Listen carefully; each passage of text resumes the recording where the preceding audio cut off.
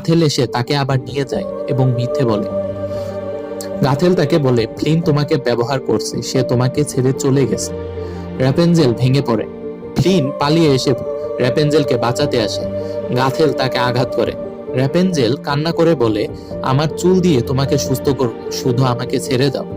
কিন্তু ফ্লিন তার চুল কেটে দেয়, কারণ সে বুঝেছিল যতদিন চুল থাকবে গ্যাথল তাকে ব্যবহার করবে।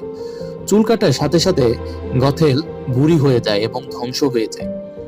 ফ্লিন মারা যাচ্ছিল, কিন্তু র্যাপেনজেলের চোখের কান্নার ফোঁটায় জাদু ছিল, ফলে তার কান্নার ফোঁটায় সে বেঁচে যায়।